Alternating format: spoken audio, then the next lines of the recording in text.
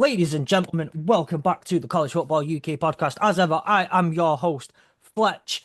Joining me today is our usual, the great man himself, Nick. How are you, sir? All good, thank you. As usual, we have Sam. How are you, sir? All good, all good. And joining us today is a special guest. And if you are familiar with the rest of the network, you will definitely be familiar with this fine gentleman. On a Monday, he is the finest Falcons fan, but today we'll have him as the finest Georgia fan. How are you, Chapman? How about them dogs? Sorry, Sam. Love you, buddy. I'm doing great, man. One team makes me really sad. One team makes me really happy. So, thus is life. Just like Sam, he's living the opposite life that I am. Yeah, the flip side. Yeah. Um, with that in mind, we'll just go before we get on to reasons why you are happy and why Sam may or may not be sad. But you don't have to be too sad because you're okay overall. We'll get into a little bit of the news that's going on this week. Now, obviously, transfer portal open. No, the college football recruiting early signing day was started last Wednesday. Transfer portal officially opened on Monday. We won't get into too many details. You don't need to know who South Dakota State are signing. But Nick, I do believe you have a couple of bits for us. Yep. New Purdue Barry Odom.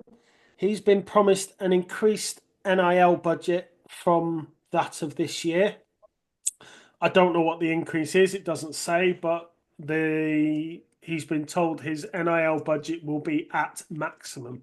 So, Purdue had a fairly decent season. So whether they can use that money to their advantage, I don't know. Some coaching changes. Nebraska have promoted secondary coach John Butler to their DC position. Wisconsin have signed Jeff Grimes as their OC. He was at the same role at Kansas. The University of North Carolina are going after the greatest coach to have ever existed in professional football. The man needs no introduction. He is the greatest. Apparently, the contract is being finalized, but there are issues. So Bill Belichick hasn't signed as the head coach yet. He is interested in the job, but issues do exist that need ironing out first. I wondered at first when this dropped last week, I wondered whether it was just one of these sort of smoke signals for any of these NFL teams that want him. He's about to sign a college deal, so if you want him, move your backside and get him. But it sounds like he wants to have his own coaching program, and I might put a bet on North Carolina to do something in the next 3 years. My Um, bet is also that he may also come away from this with a new girlfriend. possibly, But that no, possibly, again, no. possibly a campus full.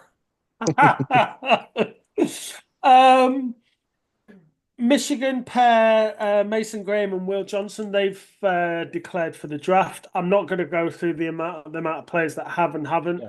You can easily find it online, but they are the two Michigan stars that have declared this week. And then the Heisman finalized their shortlist. Shador Sanders wasn't on it.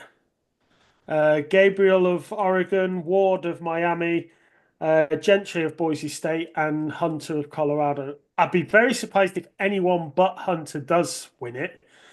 But should Sanders have made the final list is the question coming out of the news, and that's it. Okay, okay, that is an interesting. Well, we'll go do a quick roundtable first. What do you think? Both of Sam and Me personally, I'm surprised he didn't make the final list. I would have thought, if anything, he'd have made it ahead of Cam Ward. interesting. Sam, what do you think? Um, I'm Or is there anyone else you would have put in I'm there? I'm surprised that he's not in it because of maybe the name, and I know it's more that like the aura around him. It does carry a lot of weight, but personally, I don't think he's necessarily been good enough throughout the season to warrant being up there. When you talk about the likes of Hunter and Genty, who have, you know, performed at a very high level every single week. Maybe like 1 week they've not been at that high level. I don't think he has justified being at that high level for the whole time. You know, whereas the likes of the others, I think, have. And I think there's just that. Yeah, Cam Ward had a very, very, very solid start and was maintaining that high level throughout the whole time. The team itself just dropped off at the end. I don't think that was necessarily down to him singularly. So I think, yeah, me personally, I'm surprised he's not there because of his name, but I'm not mad about him not being there. No, by you, Chapman. It's well said, Sam. Yeah, I mean, what's great about the Heisman is I would say it's one of I was trying to think of another American sports award, but it's probably the last. And if you guys think of a different one, let me know. But it's the last one of the last awards where it's not a popularity contest. Like you really, usually the people who are nominated and the people who and the person that wins it is real. Like the resume has to be sterling. You're not just getting in because you're Peyton Manning that year or you're Tom. Not that that happened. I described a name, but the MVP in the NFL sometimes can be a quarterback popularity contest occasionally. But anyway, I'm like you, Sam. I'm glad to see because it wouldn't be. I think his college career has been excellent, but I don't know if he has been within this year been a Yeah. Heisman Trophy candidate. I've also really liked Cam Ward a lot, so. But I don't know. I might be a little bit of homer on the Cam Ward corner. So Yeah. I would also say that it was actually put in the Discord before, but I really like the shout from Egg that the Army QB, is it Preston Daly? Could have also been. There's a couple of players though towards the edge of that. Could they maybe get in with a nomination? I don't know. There are a few there, and I think he could be one of them. But overall, I would generally tend to agree with the heart. I would, as good as he's been, I would not put him in that top four. Um, the only other piece of news I've got, and it starts with a question, maybe a little bit of a game. See if you can connect the word. What connects these words? Fluffy pajamas, marshmallows, Ohio State, candy floss, and clouds. What connects all of those? Well, as I heard you originally, I'll leave it to somebody else. they all make good band-aids. I don't know. They're soft. They're soft. They're I all think So, very, very soft, extremely soft. So the only other piece of news I've got is that I believe it was yesterday. Representative of the House in Ohio has put forward the OHIO sportsmanship bill that would essentially make planting a flag at the 50 in the state of Ohio a felony. Um, so when I say have they soft, seriously I done that? mean so it's been put forward. It hasn't been voted in or anything like that. I believe obviously they're going to have to go through the process, but it's been put forward by a yeah. So extremely soft. Anyway, moving on. The But moving on into the actual important bit now at the week. I hope you all had a great weekend of football. I hope. I very, very, very much enjoyed Friday and Saturday and a good chunk of Sunday, seeing as that, well, I include Thursday because the Lions played on Thursday, so that was, and we won, so that was enjoyable. Conference Championship weekend. Where do you want to start, by the way, with who won the preseason conference No, we know predictions? who Or won. No, we know no, who won. no, Can okay. I actually? Can I start? I listened to last week's pod. Um, I am still awaiting my Old Dominion apology. Don't think I didn't not hear that. I'm still waiting for my Old Dominion apology. You know, just because we got Chappers on doesn't mean that gets slid away. Some of us went to Atlanta and watched Old Dominion. Some of us deserve that credit, and I believe I will take my Old Dominion apology whenever you're ready, sir. Um, apart from Tulane sort of going soft at the end, when the time came to it, when you had to stick it in the meat grinder and they went all soft, I'm all right with how I did. Okay. Okay. I mean, generally, I was happy with my picks, apart from I really should have stuck with my boys in Sunbelt, but I mean, it my didn't matter in the end, to be fair. yeah, my apology is in the post, so it should arrive any moment, in any of the next few days. If it doesn't, and you don't get an apology from me, it's not my fault. It's the Royal Mail's fault.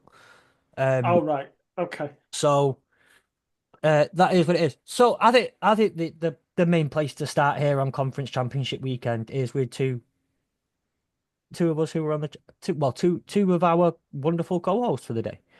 And that is to start with the Georgia versus Texas SEC Championship game, where Georgia edged out 22-19 despite losing Carson Beck at the half.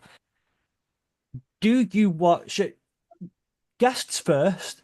Chapman, do you want to walk us through some of your thoughts on the game overall? Yeah, Sam, I don't know about you, but it feels like a lifetime ago.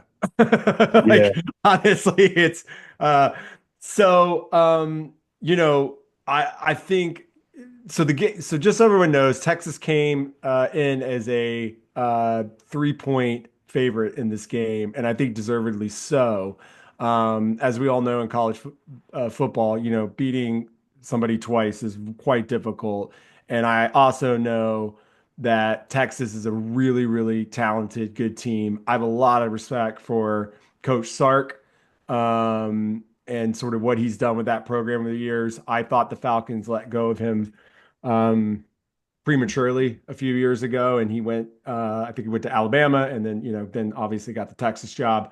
I think he's a heck of a coach, and they came in ready to go, and they that defense, man, it just didn't give Georgia very much at all. Though, um, and to be honest, our defense stood up to the challenge too. I think on the other side, you knew it was going to just be one of those games where whoever had the ball last possibly could win the game, and it kind of did that. It just was in overtime, obviously. Um, yeah, Carson Beck goes out on the very last play of the second half, gets his arm hit, and we now know he's obviously out for the season, will not be playing in the playoffs now.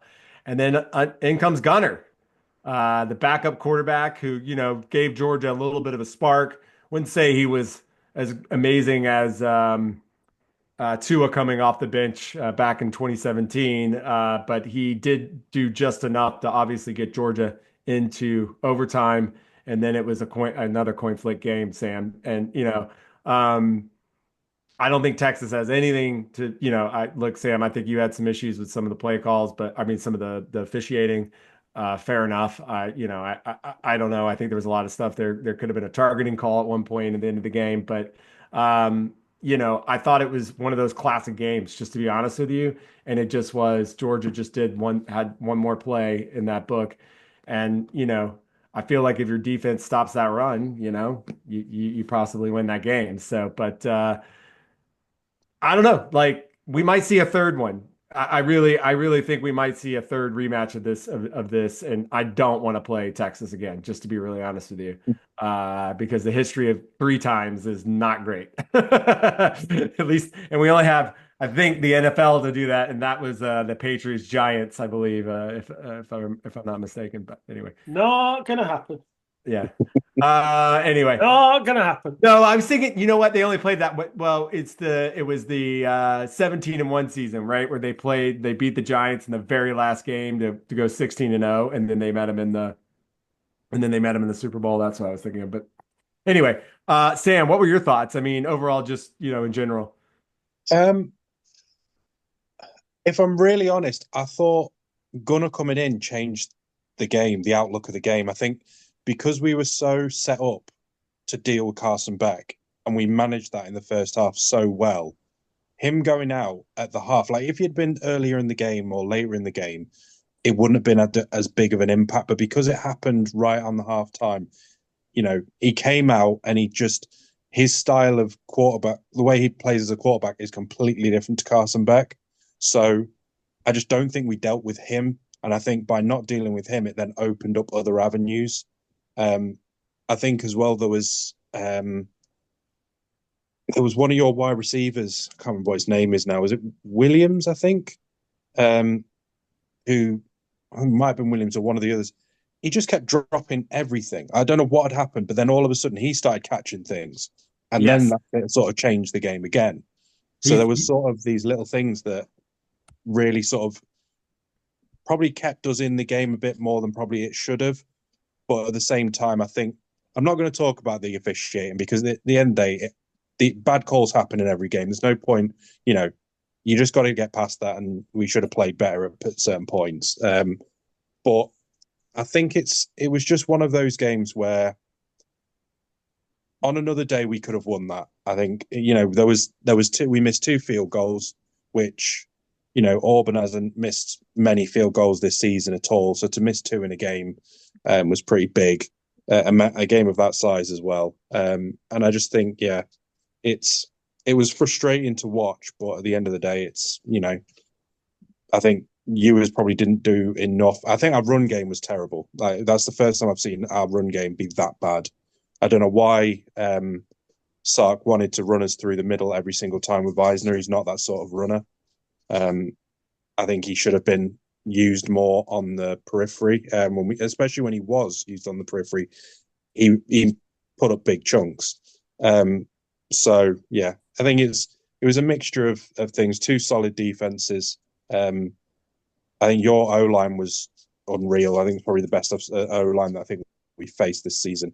So yeah, I think it was just a mixture of everything. And we go again. We'll go again. Hopefully, we'll meet you in the championship game, and we'll beat you this time.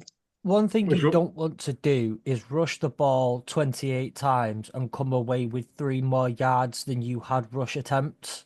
It's not a good start. It's not a good omen for the way the game went. Did you watch much of this, Nick? I watched it all. I text Sam after the game, and I said that I felt Texas were unlucky. I really did. You know, it to me it didn't matter who won because you know they're two good teams anyway. So it is what it is. Um, I think for their performance throughout the year, I think probably Texas maybe you could argue deserved it, but ultimately the game's not played on paper. You have to turn up and play the game.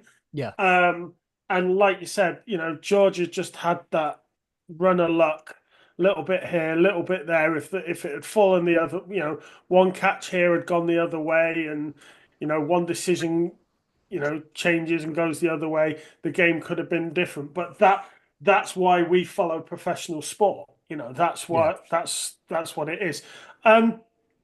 Yeah, great defensive display, good game, and I wasn't expecting that first half when it was Carson Beck. I was expecting this to be one of those games where there's very little points scored, but it's really exciting because it's just defense, defense, defense, and the game changed on the QB change, and it was Sam's just said it. They were lined up to beat Beck, and they were doing that. And then when it all changed, I don't think Texas responded quickly enough.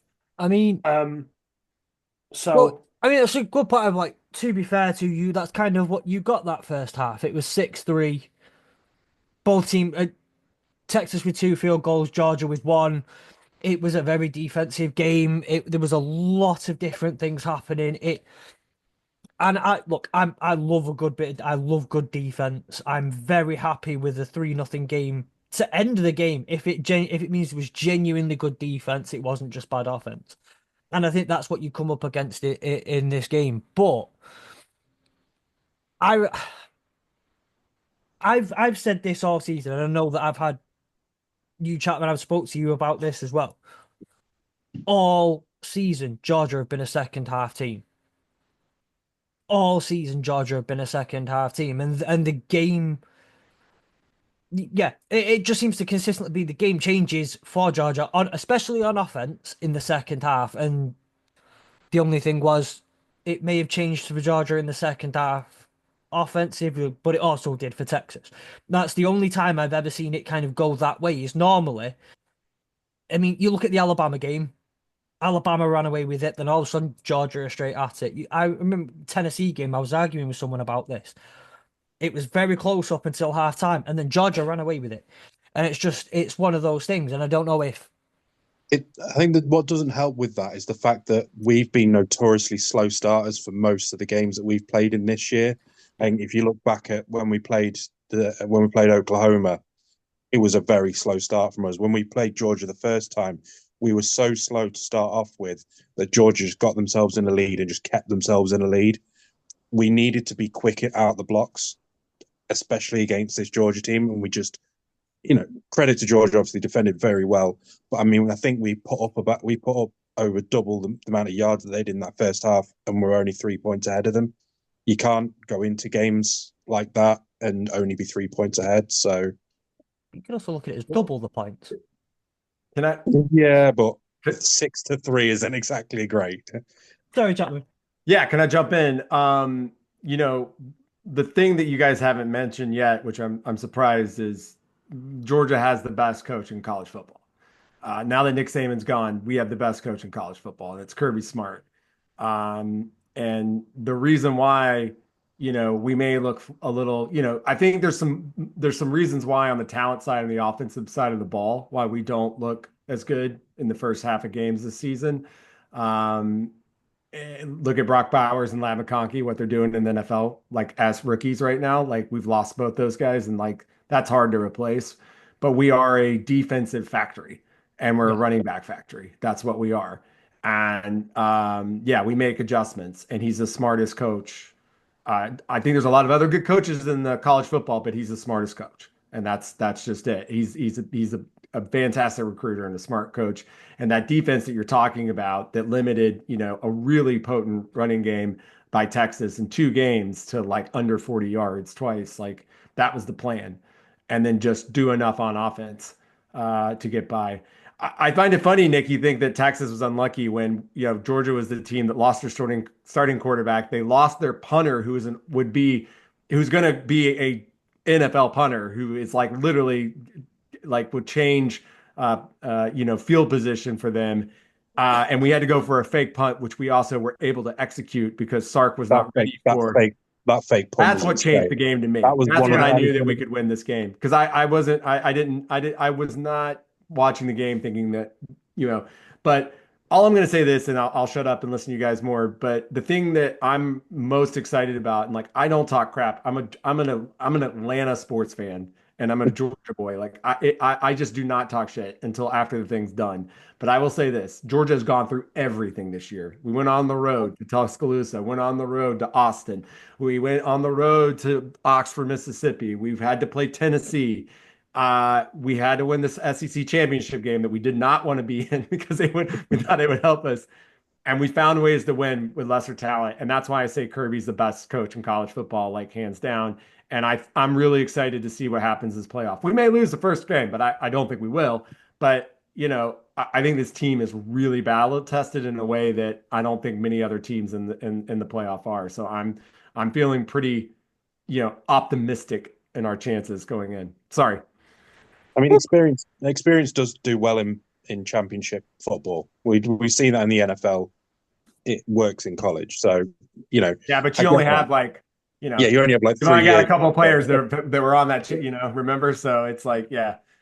But when you've got a head coach who's been there and done that years on years on years, and it does play into it. But I think there were many things that happened throughout the game that I think when we in terms of sort of that luck element, I think it's more to do with like things within the game apart from obviously the injuries. I don't know what happened to the punter. He just seemed to collapse. I don't know if his knee just gave in or what happened there, but it was a very odd thing that happened. But it was things like, and again, it's not luck because at the end of the day, it was schemed well in that. But I mean, Trevor Etienne was again, pretty much non-existent in that first half, and then all of a sudden he was getting 20, 30-yard chunk plays. I think he had run one that I think was it 50 yards or something along those lines. 48, yeah.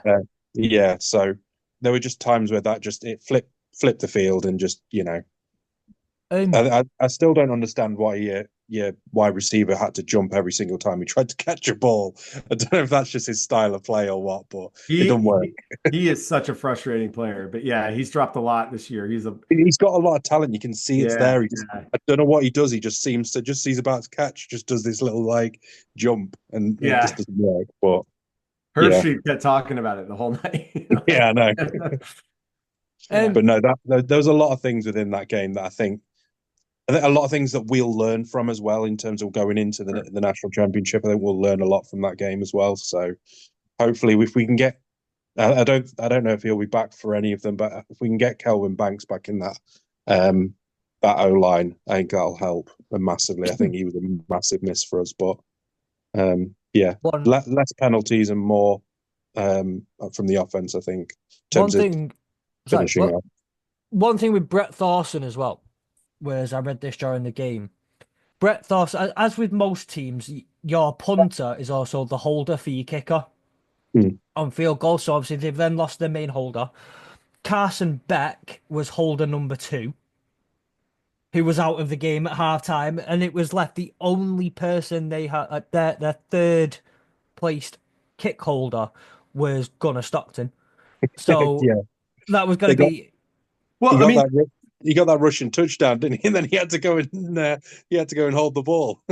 no, there's also he gets hit on that play, remember, and gets his helmet knocked off. Yeah, So he's got to go out. Then Carson Beck has to come in with one arm to hand the ball off for that yeah, final touchdown, man. I mean, it was like if we'd lost, it would have been a comedy of errors in some way, you yeah. know. Um, Who was that? There was that game. There was that game in the NFL, wasn't there?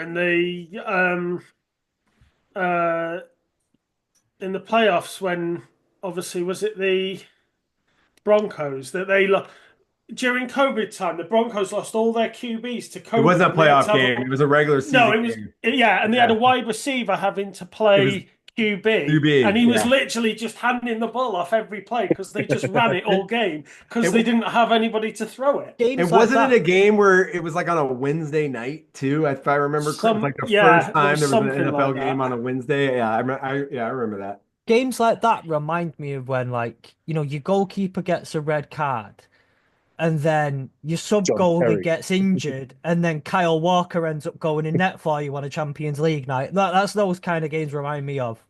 Still the only English goalkeeper to never concede a goal in the Champions League, Kyle Walker. Um, with that being said, obviously that was the big game of the week, the one that everyone was looking at. But then you also have, we'll go for the other, I guess. We'll call it a secondary conference to the SEC, although it's one of the top two. We've got Penn State and Oregon. What happened? Oregon did what everyone thought they would do, and offensively were just a juggernaut all game. I was watching this game. I think I said at the end of the first quarter, not only will I think I said like, Penn State are going to have to score 35 just to stay in the game, and that's what they had to do in the end. Oregon win 45-37 in what was a game of no defense. Did any of you stay up for this one? No, No. No, Saw the highlights. just me that's I that. watched I watched the first quarter of Clemson and SMU, and then I fell Right. asleep. We'll get on to Clemson SMU in a second, but I know you said there that you watched some of the highlights there, Chapman. What did you think from what you saw? Um, I think I've seen from Penn State what I've seen all year, where when it comes to playing big team, like I don't want to sound like a cliche thing about Penn State, but they just don't seem to have the horsepower when it comes to playing these really top teams. And dude, Oregon putting up 40 in a championship game it's scary. It's real scary. So I don't have a ton of thoughts. I mean, I literally just watched, the 10-minute whatever version. Penn State's still a talented team. Yes. Not knocking them, but it's like that's just been the MO over and over again. And the eye test just says that Oregon's like lights out better than them. You know what I mean? But Yeah. get my hats to them. They stayed in the game. Like it wasn't, you know what I mean? It wasn't, it looked like you were saying, it looked like at one point it could get a little bit hairy for them, Yeah. but um, I want to say, get it back up here. There was a point where it was. Well, actually, no. They never went more than two touchdowns yeah, ahead at any right. point. So they never truly ran away with it, but there was a few points where you thought, I say give credit to Penn State for the fact that somewhat they kept for the majority of the game they kept somewhat in it. And you always thought if the defense can force one turnover, if the defense can get one decent stop, and it's just unfortunate that they couldn't properly capitalize until towards the end of the game where they brought it back to a one score game. But yeah, just watch out because Yeah. Oregon are just as serious as they've looked all season, especially as an offensive juggernaut. And they could cause some serious problems in the playoffs for teams that don't aren't necessarily fully ready for it. Going on to, and by the way, I will say on this one, who was the only one who said Oregon would win the big? Only one person got that one right in the preseason predictions. Oh wait, that was me. Who everyone else voted for didn't even get into the game. Um, so I'm taking that. I'm That rubbing that one in because I'm proud of that it. that Ohio saltiness is getting to you. It's so. But what I say to Carl every week is one day my homerisms, my refusal to step from my beliefs is gonna pay off. And unfortunately, it's not with Carl and our pick'ems, it's with this now. But I'll take it either way.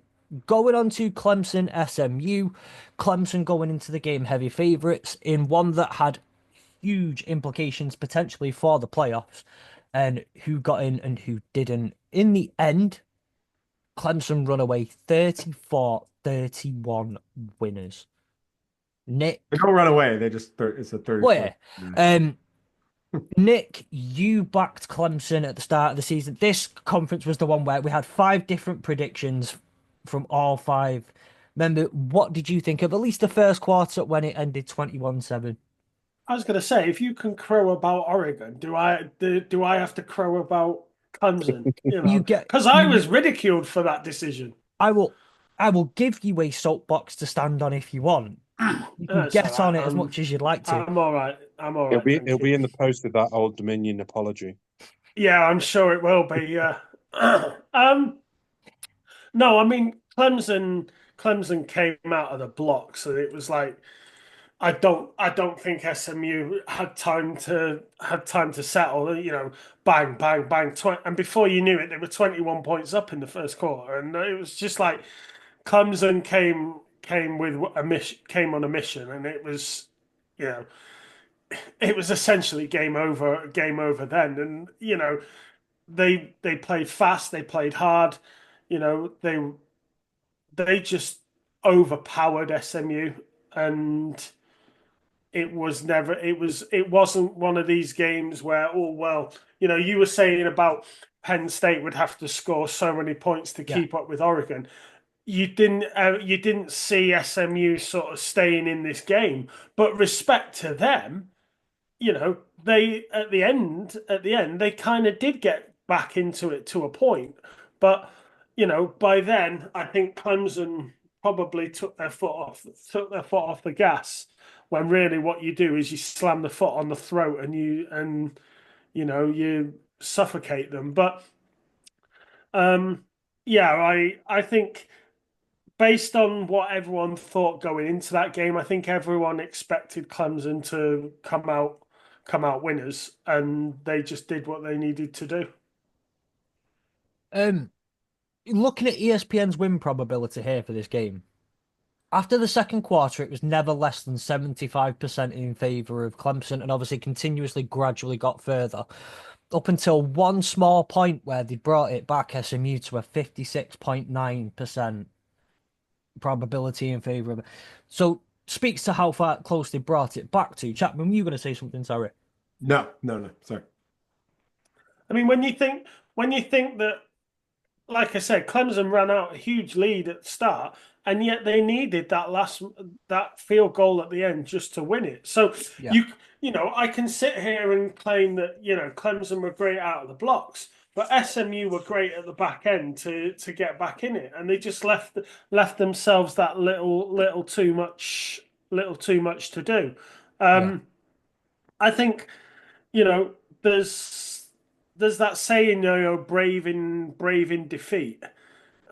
I don't know. Maybe SMU should be a bit proud that they managed silver linings. Take the they managed to get back in the game, and you know like so many of the games this year, a walk off, a field goal at the end wins the game. Yeah.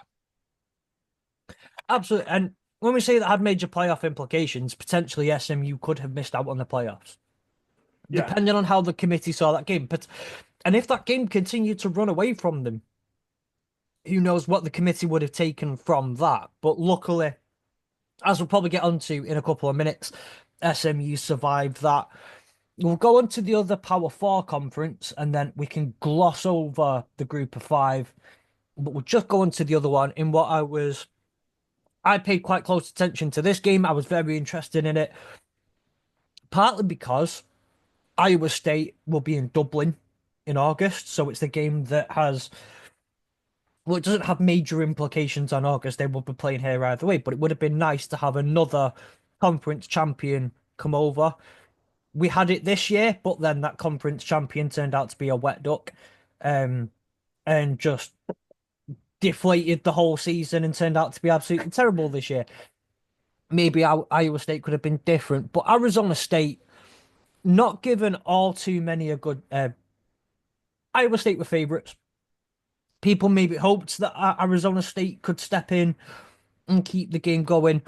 And my days did they. They pulled Iowa State's pants down, and they smacked their ass good and They truly. really, really did. Oh, And just as Christian McCaffrey starts to get injured and misses most of the season, we worry. We worry. Up comes another great white hope at running back, Cam Scatterby. I mean, Incredible. 16 carries, his draft 170 stock. yards. His draft stock has gone up massively in one game. I watched as they updated at the beginning of this week, as they updated all because obviously they wait for the NFL results to come in. They'll update all the draft order, and then they start updating the players' performances. And by sort of like middle of this week, you have a new sort of order.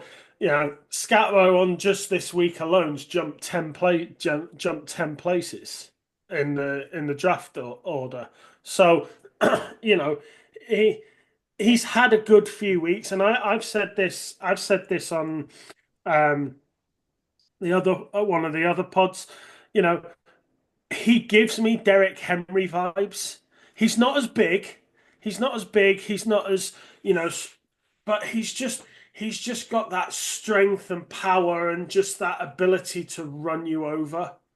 And he will suit somebody very nicely. Somebody who really loves the run game, he will suit nicely, because he does give me those Derrick Henry vibes. Yeah. And like I say, with Christian McCaffrey struggling this year, we don't know what we're going to get next year. It is good to have another great white hope at running back. As I believe I heard Christian McCaffrey get called at one point earlier this year.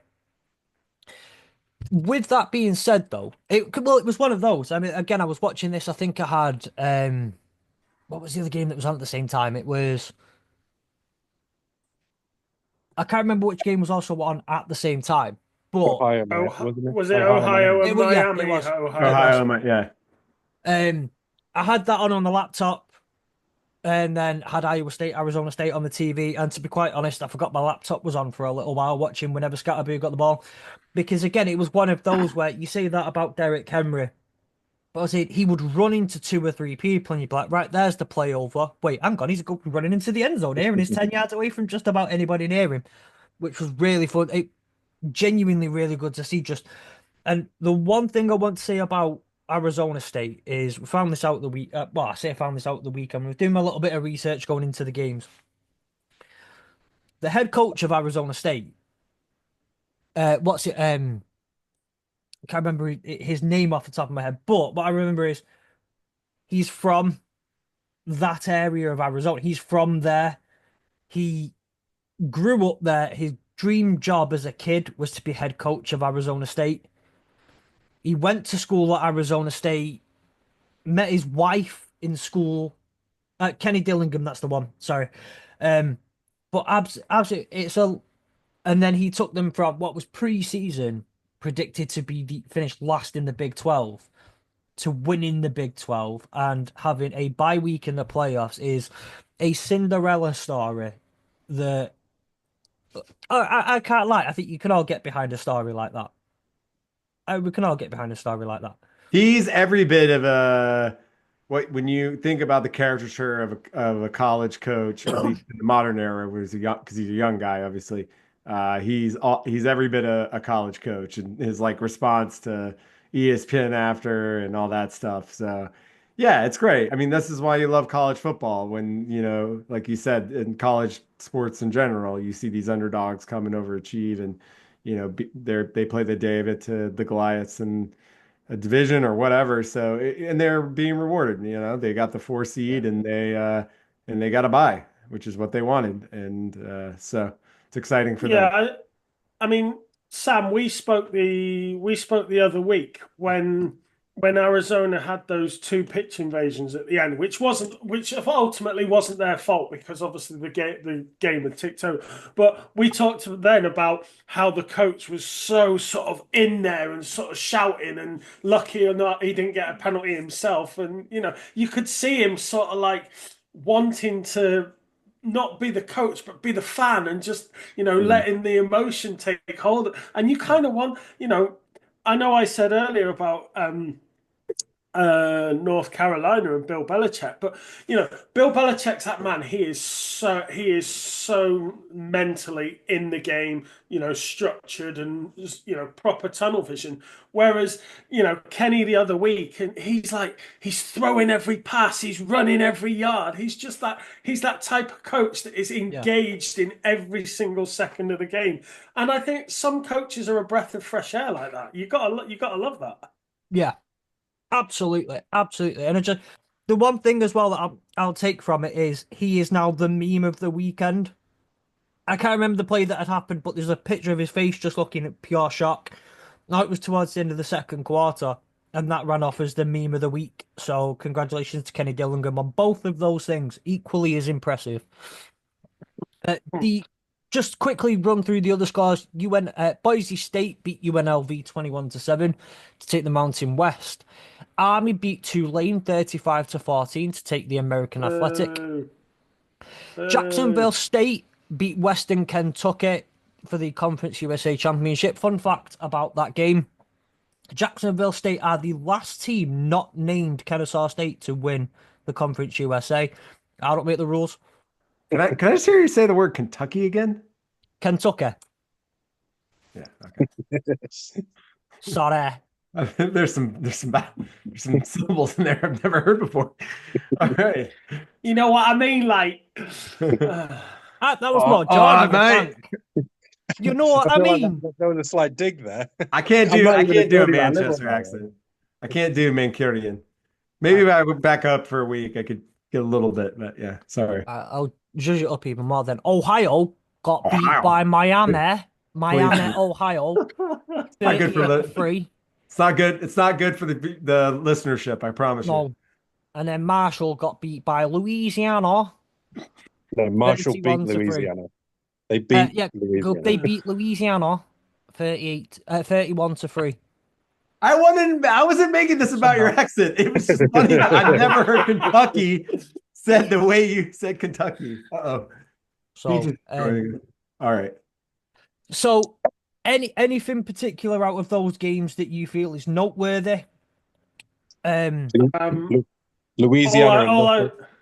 I was going to say well, Louisiana and nothing without Ben Wooldridge, as it shows, because they had was it Fields was their starting quarterback in that game, or Beal, one or the other. He got taken off at halftime. So it just shows you how important Ben Wooldridge is to yeah, the Raging Cajuns, and it was Chandler probably Fields. played Yeah, into. Yeah, so yeah, it was just one of those games where I think, had he not got that season-ending injury, it would have been a different outcome. But happy to see them go all the way as my secondary team. yeah.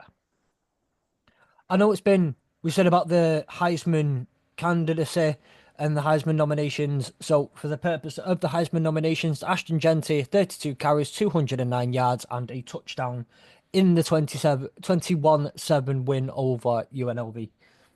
well, did he finish short of Barry Sanders in the end?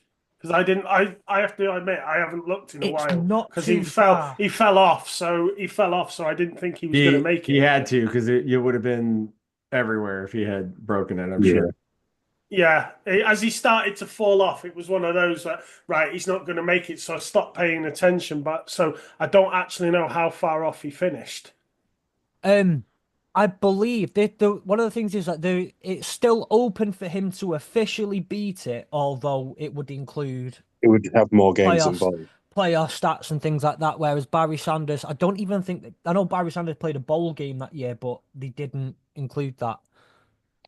So So basically, Barry Sanders will have the all-time regular season, and then potentially this guy Yeah, would have the all-time Yeah, college career. yeah. Um, so in 2024, he's got 2497. 2,497 Yeah. yards for 29 touchdowns, and Barry Sanders was 2,628. So he could easily do it in the next game that they play, but he still would be miles off in terms of touchdowns. He'd need to get 9 in the next game I mean, to be able just to off the top of overtake my him. own head, that I'm definitely doing the maths on my own completely, have not used a calculator at all. That would make 131 yards what's needed to beat that That's record. Oh, to tie it. that's more than possible. I think that's probably the lowest he got in 1 week. So To, But also, just think of how awesome Barry Sanders was. But yeah, granted, you know, even Barry, if the competition wasn't great, getting Barry that many Sanders yards in college is just yeah. insane. Barry Sanders is in 11 games, and at the moment, I Yeah. think I don't know how many games that he's played this year. 12 probably. Well, Yeah. yeah. Yeah, plus another one. So for him to even get close, he'd have to play an extra 2 games to get the yardage, Yeah. and still be nowhere near the touchdowns. Um, yeah. I think it doesn't go without saying how I feel personally about Barry Sanders.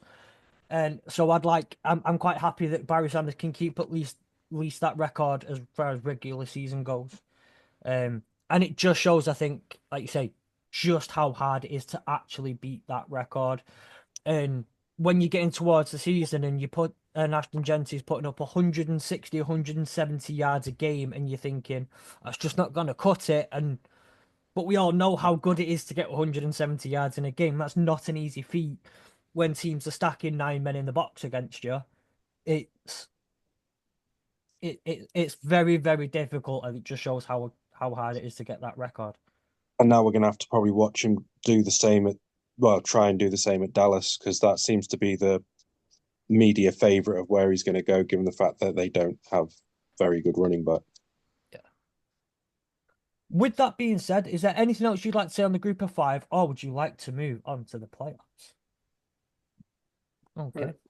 Straight on to the playoffs. So on Sunday, about an hour before the NFL kicked off, we then had the final bracket for the playoffs officially announced, with the question being, realistically, the only question going into Sunday was, will Alabama be in there, or will SMU be in there?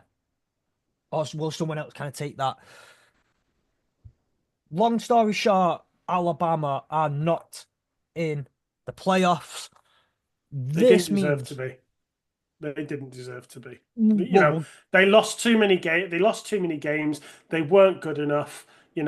I think had they made it, I mean, it was bad enough last year when they got thrown in instead of Florida State. Sorry, Gary. you know. But they didn't deserve to get thrown in a second year in a row for being inept. Nick almost made a perfect argument, but he screwed up with one essential thing. Georgia should have been in the playoffs last year. Georgia went undefeated in the regular season and lost by a field goal in what should have been a meaningless SEC championship game, which Alabama got into. Georgia did not look like the best team in football last year. And then they went on to absolutely destroy FSU after they destroyed whoever we played in that second national championship game. Now that I'm forgetting about it, Was that TCU? TCU, yes. Forgive me, TCU fans.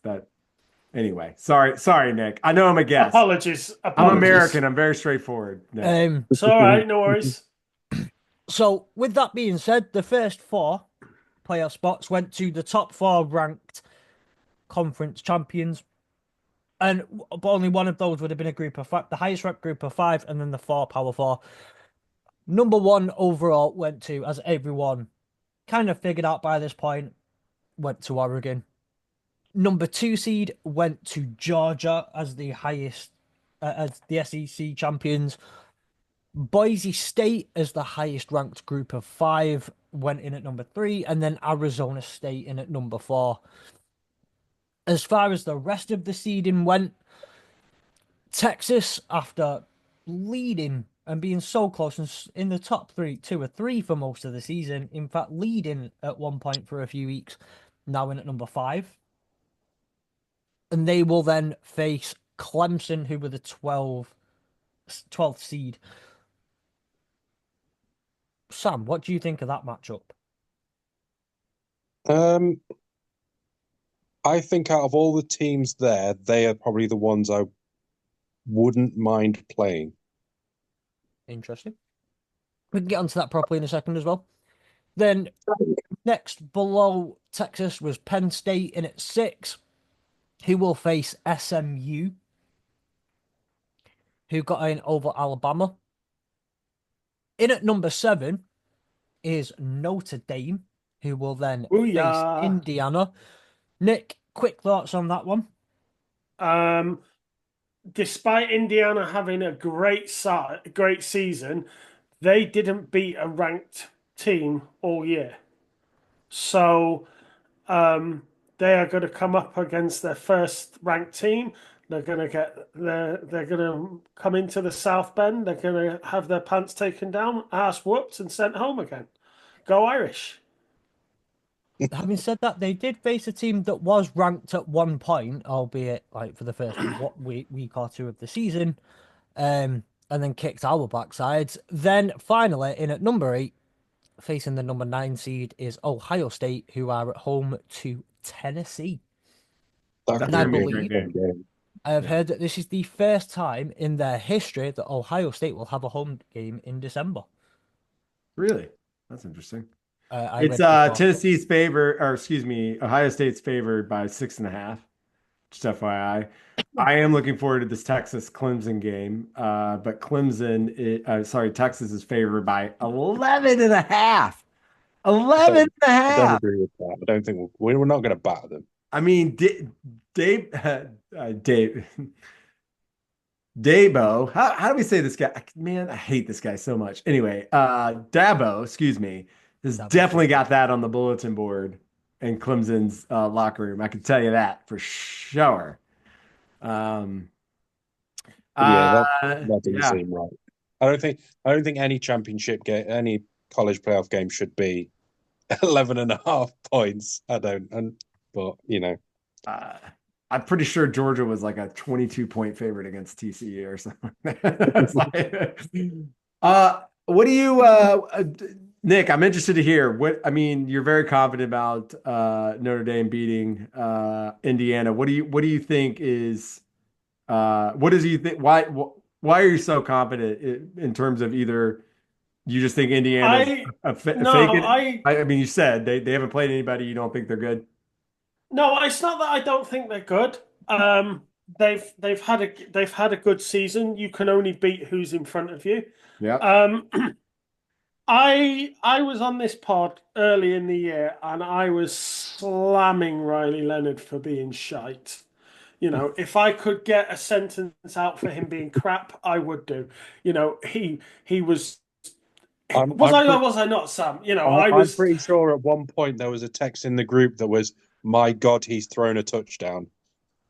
So I'm Yes, pretty I sure think that something happened. like that. And I think he just turned a corner and just sort of started getting better and better and better. And I think the whole team was on this run where, they're fired up, they're good to go. They've got they've got the they've got momentum behind them, and I just think that they've got a great chance. At one point I was worried because they were going to be on the other side of the bracket and they would have to face Texas. Um, but now looking at it, they're probably on the right side of the bracket they want to be on. Um, and yeah, I just it's just something about it. I think if they play to their maximum ability, I don't think they will get beat. So you're confident that Notre Dame can go into Sanford Stadium in Athens and at night?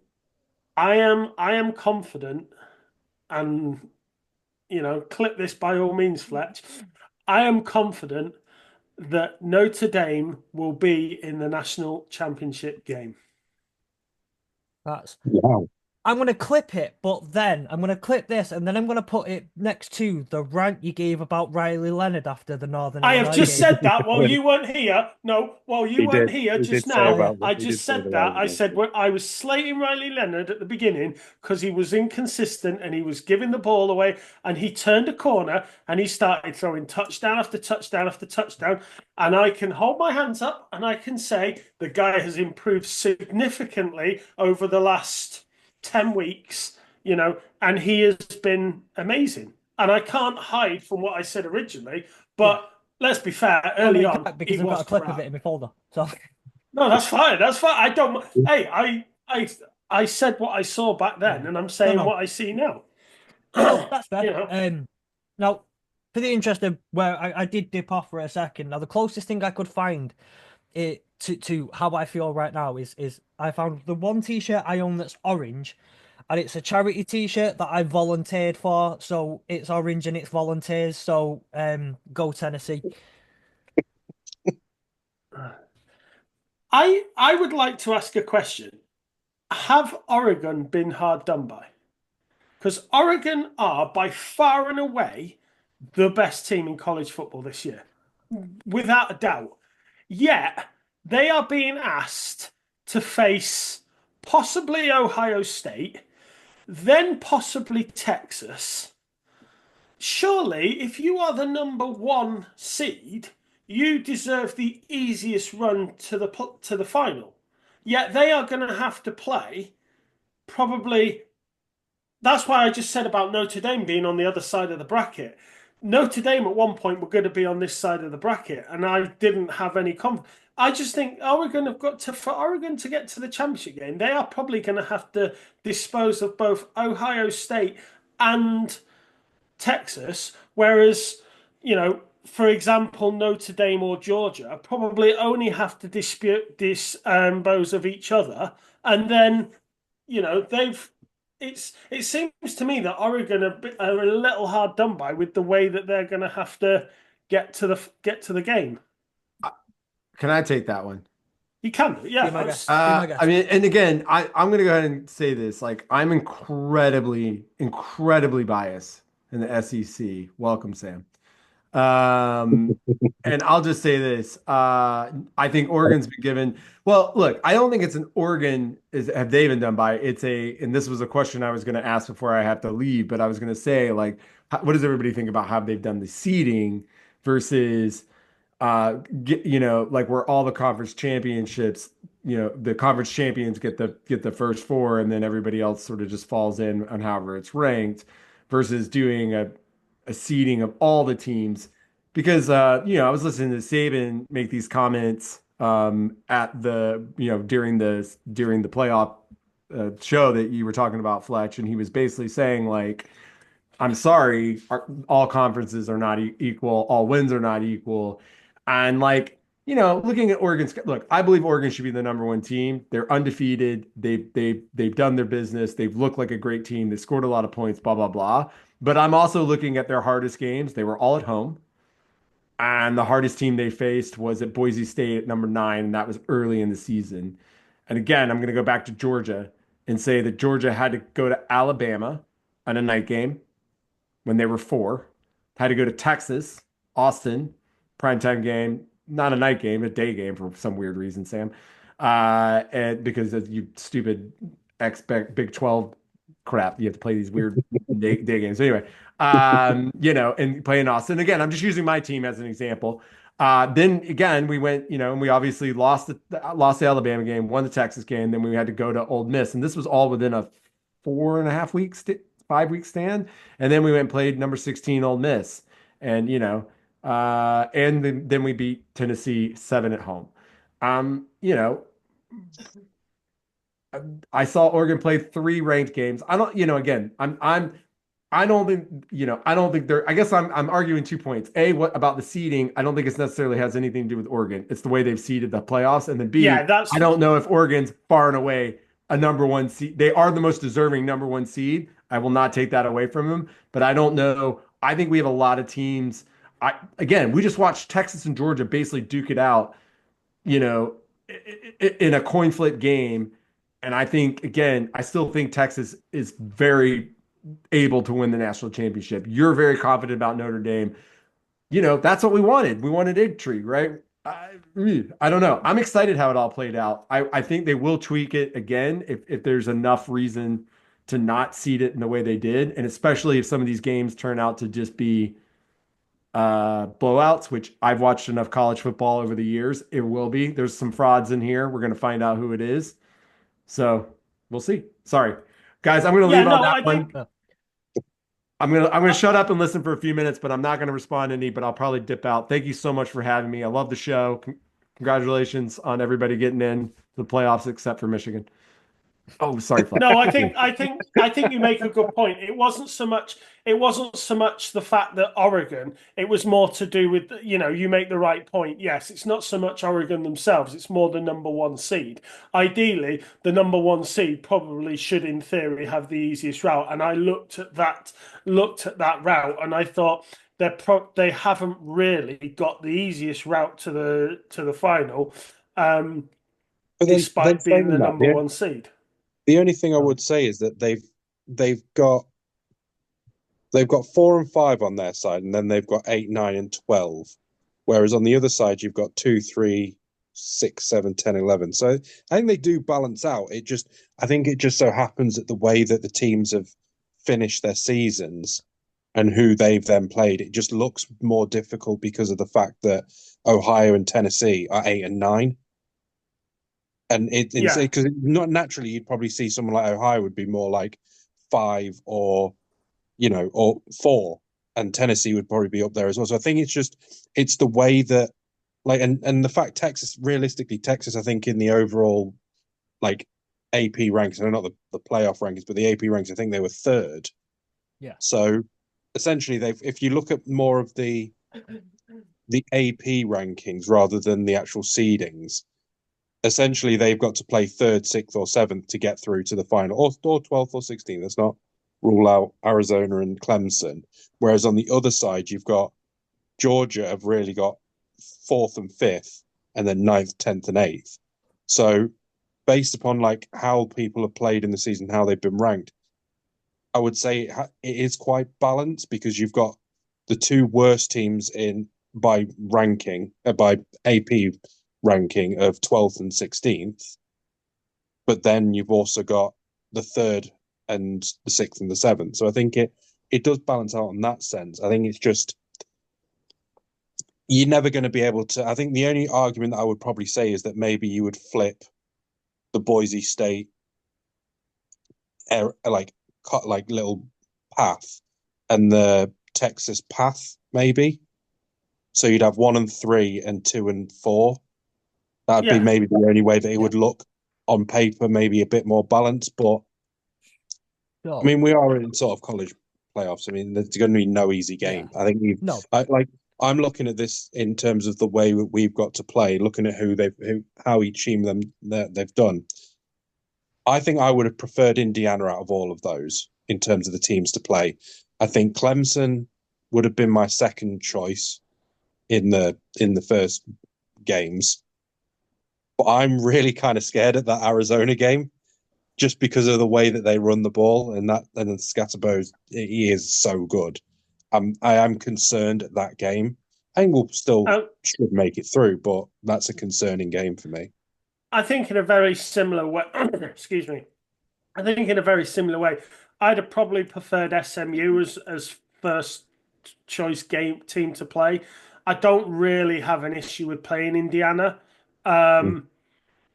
And again, I could have quite happily taken Clemson, but you know, as an Irish, I'm quite happy to avoid Ohio State and Oregon and Texas until I have to. If you ever make it that far, you'll only face one of them in the final. But you have to probably get past Georgia on the way. I think that Well, that George, if you get past Indiana, which to be fair, I would expect you to. Again, no disrespect to any Indiana fans watching, I do think Notre Dame are better.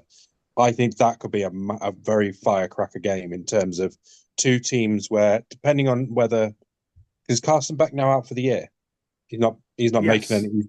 So you're No, he's going looking to at have elbow surgery. yeah. So you're looking at Gunnar Stockton against well. I think that makes them. I think that makes Georgia more unpredictable because we know what Carson Beck's game is. I think Gunnar can be, although he's not as strong a quarterback. I just think he makes Georgia unpredictable because they have to find other ways to win. um, so all I'm saying is now he threw that grenade in and ran like a coward. Chapman, I'm calling you a coward for that. I don't care beyond the semi-finals, but no, I'm riding with Notre Dame here now. Go fuck them up in the quarterfinals. After that, I don't care what happens, but go fuck them up in the quarterfinals for that. Um, no, it's going to be fun. That I want to kind of run back a bit and make a quick comment on the whole. Have they been hard done by on that side? And I want to come in with a toxic version. I'm going to come in with that whole toxic. I say toxic, but like that whole. Well, do you know what? If you're the number one team in the country, you want to go through the best anyway. You gotta go beat the best Yeah, anyway, so go beat the best. It shouldn't matter whether they've been hard done by or not, because if they're the number one team in the country, they're playing. Okay, I know the seedings work differently from the rankings, but yeah, you want to go in and play those people because they're not as good as you. So either way, it's fine. And yeah, because I think there's a space for that argument in the whole. And yes, you are probably going to, and I know it doesn't exactly always work that way because the difference between look it. I'm not saying Indiana are going to be easy, but I would say that that's a nicer game than either Ohio or State or Tennessee are going to have. So you're going to, but it don't matter who you face there, you are going, it's going to be a bit more of a slugfest. You are going to get, it's going to be tough. You're going to have to use a bit more mental toughness, resilience, and physical toughness, and exude a little bit of that more in the quarterfinals and in the semifinals, whether you play Texas, whether you play Arizona State, and I know we kind of not saying wrongly so, but I know we're kind of counting Clemson out here for the most part. But at the end of the day, let's say Clemson are in that semi-finals. You're talking a Clemson that'll have just beaten Texas, and a Clemson that so clearly they are a lot better than we would give them credit for. They have to go and play that kind of team who's clearly going to be riding a very big high. Go in and go on. It's go on, hang your nuts out there, beat them, and if you want to be the best in the country, go beat the best. So I'm just saying that there is space, I think, also for that argument as well. Yeah, I get that, but I would say that like with anything, if you're the number one seed and you've gone, and in their case gone 13-0, that surely at least gives you some privilege to have an easier game in that first game. I mean, of all the games, looking at that, those two are probably, in terms of the teams coming into it, one of each could win. That's the harder of the 4 games. So I get the merit in is actually realistically, you probably should have had maybe, like I say, if you had maybe the SMU game swapped with that one, that probably would have been fair because yes, fair enough, you then don't have to face Ohio or Tennessee, but you still got to face potentially the 4th ranked team, and then if it was to go the way it was, the 3rd ranked team. So you still got to go through the 3rd and 4th ranked teams, but you have been given a slightly easier route through because of that privilege of being the number one seed. But I do agree in that the sense of if you want to be named the number one seed, go and prove you're the number one seed by beating the best. Yeah, I think if Notre Dame make it to the championship game, I think I'm going back to Atlanta. I don't care. I think I might have to go back to Atlanta well, for another long weekend. seriously, I'm gonna throw this at you, right? To a certain extent, I know that there is a massive discrepancy in this, but I want to just kind of throw it out there anyway. You know, when we talk about Champions League draws or FA Cup draws or whatever, and there's always the argument every year about how City get the easy draw. And like, Really? it's not our fault that we are so good that every game looks easy for us. That's just who we are. We're just that good that every game looks easy. I don't think any game looks easy for us right Well, now. not at this moment in time. Not at this moment. But No, but previous, it's a lot better getting someone like a Tamworth again than it is to get Man United. Yes, I'm talking about Spurs getting Tamworth and us getting Man United this year. yeah. But like, I guess you kind of also get where I'm going with that, though, with the whole like, is it really a tough matchup, or because if Oregon are who they look like to me, and Ohio State are who I want them to be, and Tennessee are not as good, then I want to see how it plays. I'm very excited to see how it plays out, and for the love of God, out of those 3 teams, as long as it's either Oregon or Tennessee that make it into the semi-finals, I don't care then.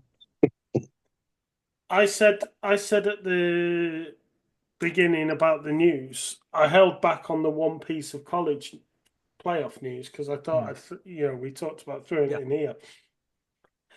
Obviously, this year is the first year of the expanded 12-team format. There will be the same 12-team format next year. However, the college playoff committee are looking at expanding it again, or considering the possibility of expanding it again in 2026 to 14 teams, and that will include a complete reformat of who plays who. So it looks like they're going to possibly realize that maybe they identify that the way that it looks at the moment isn't quite fitting, and they acknowledge that some certain teams shouldn't be getting a bye. So yeah, that's the 14 teams doesn't make sense though, because that means you're going to have 7 on each side, which means 3 teams get a bye. Well, no, wouldn't it look something? Wouldn't it look more? It would look more like the NFL. It would look more like the NFL. So one team on each side would get a bye. Yeah. So realistically, that would probably be the number 1 and the number 2. Possibly, yeah. On either side, and then the rest is done based upon the rankings. Yeah, that would make more sense. I think this is going to be the thing, though, and this is something I'm sure that throughout the off season we can dig at this as many times as we want, and in 10 years' time we will argue this again on whatever episodes we're doing then. I don't think this is an argument that's going to go away because they're not going to change the way it's done. But while it's structured the way it's structured, while it is a committee who decides, or a journalistic poll that decides, and not an objective mathematical method, because you want to make sure that certain things are being appreciated over others that a mathematical objective does not have. Are we back on the mouse again? They need. I think if you're going to do anything, if you want to do it so that it's mathematically accurate, No. you need to have an algorithm. I was thinking, I'm not touching a mouse. No. Are we not. back? You need to have an algorithm if you want it to be as true to a certain standard as possible. You've got to have it. You've got to have an algorithm, and we've got to move away from human decision making No. because that's where your subconscious biases and things come in. Exactly. And this has got nothing to do with the mouse. This has not got anything to do with any conspiracies that I could or may or may not throw forward. By the way, I'm still scared to answer my door just in case for the next few months. I'm scared to even open. I couldn't watch the Simpsons NFL game the other day. I was scared to open Disney Plus. I haven't opened that since. But completely away from all of that. At the end of the day, it's an opinion. Opinions are what make the playoffs. Opinions and thoughts and feelings, and those thoughts and feelings may be baked and within that you can consider records and strength of schedules and who you beat and when you beat them and how you beat them and all that sort of stuff. But at the end of the day, it's still an opinion. There are teams with 1-2 losses versus teams with 3 losses, and even in the NFL, it's not perfect. The fourth seed, the last home game in the playoffs, in the wild card round, will probably go to someone with a lesser record than the top actual wild card because of just the way it works. It's not perfect, but at least it's objective, and you can say mathematically this is the way it is. Well, that's maybe your issue when you turn around and say, right, a conference winner is going to get a home game. Yeah, that's the situation you put yourself in. If you turn around and say, for argument's sake, if you have it set so that one gets you've got 1, 3, 5, 7, 9, 11, and 13 on one side, 2, 4, 6, 8, 10, 12, and 14 on the other side. 1 and 2 get their buys, and it is literally right. Okay, worst team plays the best team, worst team plays and you could, if you wanted to structure it and say, okay, the best team in that fixture gets the home game, and so on and so on and so on, so that the worst team in the playoff plays away, and if the worst team in the playoff, if they are going to make it all the way, then they never get a home game, but then the best team in the playoffs will always get a home game every time, then that's how you design it, because that's fair. And that's what the whole season is then based on. It is based on getting the best seeding you can so that you put yourself in the best position. That's your reward for being the best team, yes, is getting those home games. Yeah. And if you want to say, okay, the semi-finals are going to be on neutral venues, like the FA Cup, like the FA Cup does. If you want to put the semi-finals on neutral venues, put the semi-finals on neutral venues. That's fine, But if you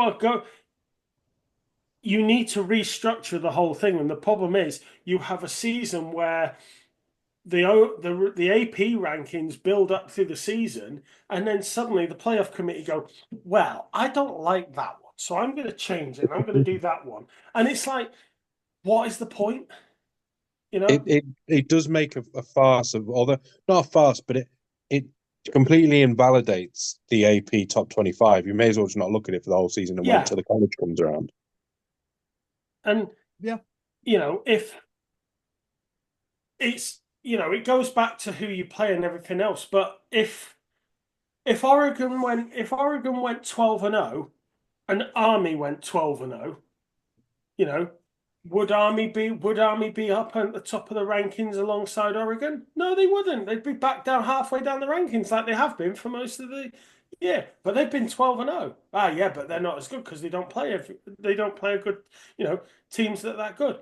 But that's not their fault. They can only play who's put in front of them.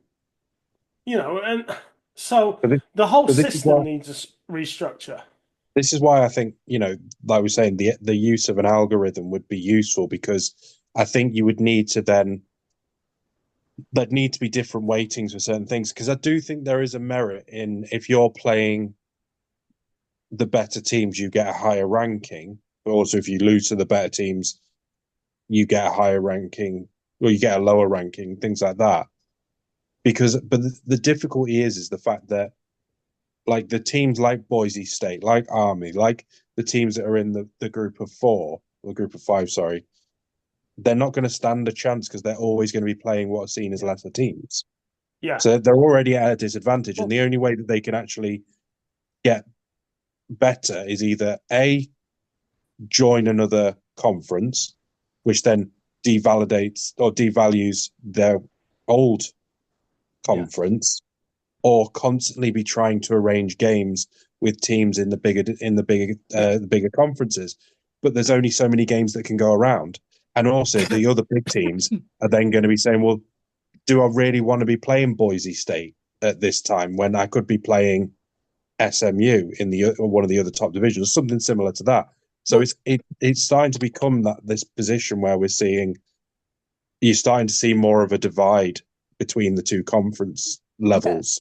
Well, that's what I was gonna say to you there was like, well, your option there, if you're in the group of five, is the 3 out of conference games that you schedule start going up to your top SEC teams and Big Ten teams and ACC teams and whatnot, and saying, "We'll go, let's go. We're down. If you're down, we're down, and we'll even come to you because we need those on our resume." But also, if you're, I don't know, if you're Oregon, it doesn't feel like at those first 2 games of the season, if you go and beat Appalachian State 62-0, some slack D2 team, I know they're not D2 anymore, but it's always fun to say. Little throwback to the longest chat. If you go beat some slack D2 team, they're not going to truly hold that against you at the end of the season. So why would I not go and play Montana State if it means I can go beat them 56-0? The games don't, like, we're shorting in the third and fourth quarters because we're that far ahead at half time. They don't want to play the full game. Put our third stringers out there in our red shirts, and nice and easy. It won't count against us at the end of the season. Whereas if this team, like, if a Louisiana Raging Cajuns wants to come turn up at our door and play us, we don't quite get past them as good as we should have done or whatnot. That could cause us some problems down the road. Yeah, I think that there's merits to both methods, and I think that the only way that you can, like I say, we've sort of criticized the likes of Indiana for not playing anyone decent, and they're in the playoffs. Yeah. Not criticism. If It's they just did play some teams who were, if they did go into them, play some SEC teams at their ground and lost, they wouldn't be in the playoffs at all. No. So it's that sort of fine balance in it between sort of choosing your schedule, but also, again, schedules are arranged, was it 2-3 years in advance? Yeah. So at that point, you might not even be playing a decent team. They might be trash at that point. So again, Exactly. you're sort of hedging your bets as well. Exactly. Well, with that in mind, I think again, how you can get on this conversation could send us down so many different rabbit holes, and I know we can continue to talk about this for hours, but I think what we'll do is we'll let Nick go and get some shut eye and some beauty sleep. Not that you need it, Nick, but we'll let you go and get some beauty sleep. thank you. I will say that before we go, the last couple of things, the little house things that we want to do is obviously head to the links in the bio of this episode or in the description on the YouTube. Click on the links, follow us on the socials, join our Discord channel. There's some great conversations going in there. It might be a little bit quieter this week with only a couple of games being on Saturday, but do come and talk college football with us in the Discord and talk variety of other different things. And next week we have not that Chapman wasn't a special guest, but a real special guest joining us. I can't tell you who it is. If you go into the Discord, though, you might find out. But we have an extra special guest. Head into the Discord, come find out, and you might even have an opportunity to somewhat interact with our special guest next week if you are in on the Discord, which again, links in bio. That's the important thing for you to know and get in the Discord. Until then, we will see you next week for another college football. I just wanted to quickly mention because I forgot to mention it earlier. Yeah. You know, we were saying before about that there was the one player who had not signed not even committed to anyone, which was Justice Terry, DT out of Manchester, Georgia. He has 5-star recruit. He has signed for someone. Who's he signed and for? I'm excited for who he's signed for because he's signed for us. He is a Texas Longhorn, and I'm excited to see what this guy has to offer. Because he obviously was Georgia bit. Yeah, we'll ignore the Georgia bit. I'm sure he was hating every moment of our loss. But he did meet with them before he met with us, and he decided we were better. So where in Georgia was he from? Did you say? Manchester. So we'll ignore the Georgia bit. We'll ignore the Georgia bit. You know. He's a manny lad, and he will be. And he didn't want to play him. He didn't want to play in Georgia red, did he? He could exactly not. Well, he played Blackpool orange. Because he thought that was better. Tangerine orange. Exactly. So, do you know what? I respect it. I respect the decision to not play in United red that much. But again, with that being said, get with us on the socials. We'd love to have a chat with you and love to start chatting to you. And yeah, next week we're going to do a proper preview of the playoffs, and we have a special guest in with us for that. So yeah, we'll see you next week. Yep.